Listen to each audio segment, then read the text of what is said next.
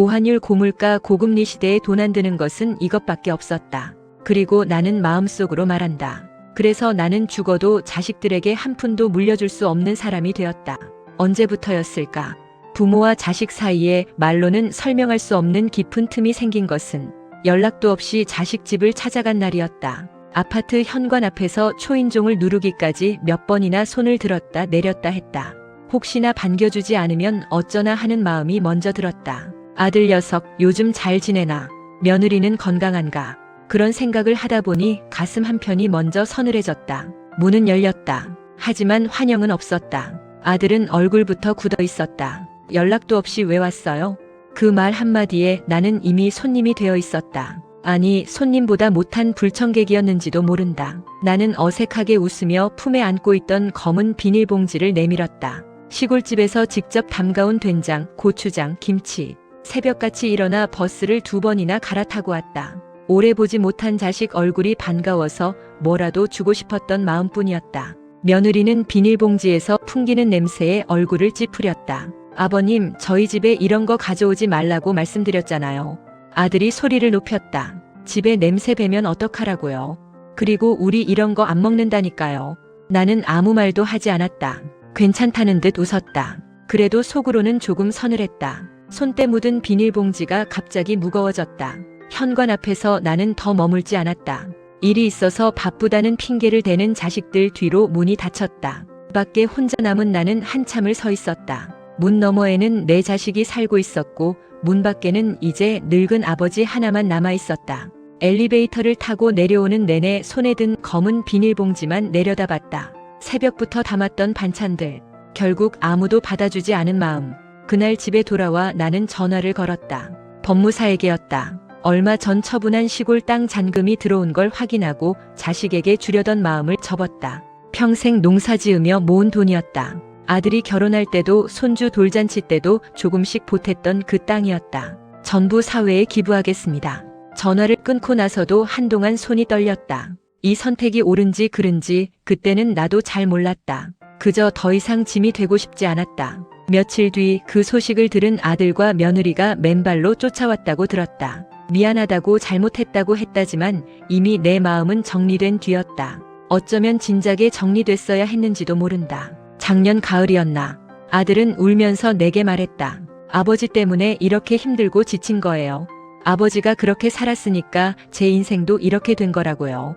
그 말에 나는 고개를 끄덕였다. 사실 틀린 말은 아니었으니까. 아버지의 외도로 어머니는 집을 나갔다고 그렇게 나는 어린 자식에게 말해왔다.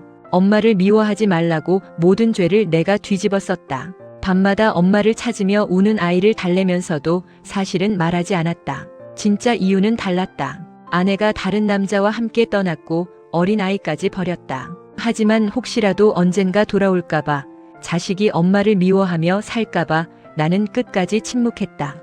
그게 아비의 도리라고 생각했다. 아들은 엄마 없이 자란 어린 시절을 모두 내 탓으로 기억하고 있었다. 학교 운동회 때 혼자였던 것도, 친구 엄마들 사이에서 고개를 들 수 없었던 것도 나는 늦게나마 해명하려 했다. 사실은 그게 아니라고, 아빠도 힘들었다고. 그러나 아들은 말을 끊었다. 부모 자격도 없는 사람이에요. 앞으로 찾아오지 마세요. 제 인생에서 사라져 주세요. 그날 이후 나는 결심했다. 시골 땅을 팔아 사랑받지 못한 것 대신 재산이라도 물려주자고. 그게 아비로서 할 수 있는 마지막이라고 생각했다. 그러나 병원에서 들은 말은 내 생각을 멈추게 했다. 많이 늦으셨습니다. 이제 얼마 남지 않았어요. 담배를 끊으라고, 술을 줄이라고 했을 때 귀담아 들을 걸 그랬다. 하지만 혼자 사는 집에서 담배와 소주 말고 내게 남은 게 뭐가 있었나. 나는 조용히 살다가 조용히 사라질 생각을 했다. 자식들 인생에 더 이상 부담이 되지 않게. 장례식도 간소하게, 산골짜기 어디쯤 뿌려달라고 유언장에 적어두었다. 장롱을 열면 아내가 입던 옷이 아직 그대로 있다. 27해가 지났는데도 버리지 못했다. 가끔 옷장을 열 때면 희미한 비누 냄새가 나는 것 같았다. 나는 평생 아내를 기다리며 살았다. 돌아오지 않을 사람을 기다리는 게 얼마나 어리석은 일인지 알면서도 이제 와서 생각해보면 인생은 늘 늦게 후회가 온다. 말할 때 말하지 못하고 붙잡을 때 붙잡지 못하고 그렇게 시간은 흘러가 버렸다. 아들은 며느리를 만나 변했다고 나는 생각하고 싶었다. 그래야 마음이 덜 아프니까. 원래는 착한 아이였는데 누군가의 영향으로 변한 거라고 믿고 싶었다. 하지만 어쩌면 그것도 내 핑계였는지 모른다. 그래서 나는 정했다. 내 재산은 이제 내 자식 것이 아니다. 누군가에게는 작은 희망이 되기를, 따뜻한 밥 한 끼가 되기를 바랄 뿐이다. 내가 주지 못한 사랑을 다른 누군가는 받을 수 있기를. 부모의 마음은 끝내 전해지지 않을 때가 있다. 말하지 않아서 혹은 너무 늦어서, 때로는 말해도 닿지 않아서. 나는 오늘도 조용히 생각한다. 부모와 자식 사이는 사랑만으로는 지켜지지 않는다고. 말이 필요하고 시간이 필요하고 용기가 필요하다고. 그 모든 걸 나는 놓쳐버렸다. 그리고 검은 비닐봉지 하나에 담아간 마음은 그날 현관 앞에 그대로 남겨두고 돌아왔다. 아직도 그 비닐봉지가 냉장고 안에 있다. 아무도 먹지 않을 반찬들.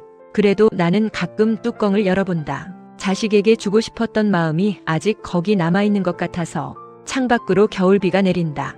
요즘 들어 부쩍 비 오는 날이 많아진 것 같다. 아니, 어쩌면 비가 오는 날만 유독 기억에 남는 건지도 모르겠다. 혼자 사는 집은 비 오는 날이면 더 고요하다. 라디오를 켜놓는다. 그래야 집이 덜 쓸쓸하다. 누군가의 목소리라도 들려야 사람 사는 집 같다. 아나운서가 경쾌하게 사연을 읽어준다. 누군가의 행복한 이야기, 누군가의 소소한 고민. 나와는 상관없는 이야기들이지만 그래도 듣고 있으면 세상과 연결된 것 같아 위로가 된다. 병원에서 받아온 약봉지가 식탁 위에 놓여 있다. 아침, 점심, 저녁. 색깔별로 나뉜 알약들. 처음엔 두세 알이었는데 이제는 한 움큼이 됐다. 먹어도 나아지는 건지 모르겠다. 의사 선생은 꾸준히 드시라고만 한다. 꾸준히 먹으면 뭐가 달라지나 싶지만 그래도 먹는다. 습관처럼. 이웃집 김씨 할머니가 가끔 반찬을 갖다 준다. 혼자 사시니까 제대로 못 드실 것 같아서요. 고맙다고 하면 손사래를 친다. 뭐 이런 걸 가지고 그러냐고. 하지만 나는 안다. 그 반찬 하나에도 마음이 담겨 있다는 걸. 누군가 나를 생각해 준다는 게 얼마나 귀한 일인지. 며칠 전에는 그 할머니가 물었다. 아드님은 요즘 자주 오세요? 나는 얼버무렸다. 바쁜가 봐요. 요즘 젊은 사람들 다 그렇잖아요. 할머니는 고개를 끄덕이면서도 뭔가 더 묻고 싶은 표정이었다. 하지만 묻지 않았다. 어른들은 그런 걸 안다. 어떤 침묵 뒤에는 말하고 싶지 않은 이야기가 있다는 걸. 밤이 되면 더 외롭다. 전등을 켜도 집안이 어둡게 느껴진다. TV를 틀어놓고 저녁을 먹는다. 뉴스에서는 오늘도 세상 돌아가는 이야기를 한다. 정치, 경제, 사건, 사고. 나와는 먼 세상 이야기 같다. 밥상을 물리고 설거지를 한다. 그릇 하나, 국그릇 하나, 반찬 접시 하나. 혼자 먹는 밥상은 늘 이 정도다. 예전에는 식구가 많아서 설거지만 해도 한참이었는데 지금은 금방이다. 너무 금방 끝나서 오히려 허전하다. 서랍 깊숙한 곳에 오래된 사진첩이 있다. 가끔 꺼내본다. 아들이 어렸을 때 사진들. 돌잔치 사진, 입학식 사진, 졸업식 사진. 사진 속 아이는 환하게 웃고 있다. 그때는 아빠 손을 꼭 잡고 다녔는데 언제부터 그 손을 놓았을까? 초등학교 입학식 날 사진이 유독 눈에 밟힌다. 책가방을 맨 아들 옆에 내가 서 있다. 다른 아이들은 엄마 아빠 둘 다 있는데 우리만 아빠 혼자였다. 사진사가 어머니는 어디 계세요? 라고 물었을 때 아이는 고개를 떨구었다. 나는 얼른 웃으며 일이 있어서 못 왔어요 라고 대답했다. 그날 집에 돌아와 아이가 물었다. 아빠, 우리 엄마는 언제 와? 나는 대답하지 못했다. 그저 아이를 꼭 안아주었다. 아이는 내 품에서 한참을 울었다. 등을 토닥여주면서 나도 울었다.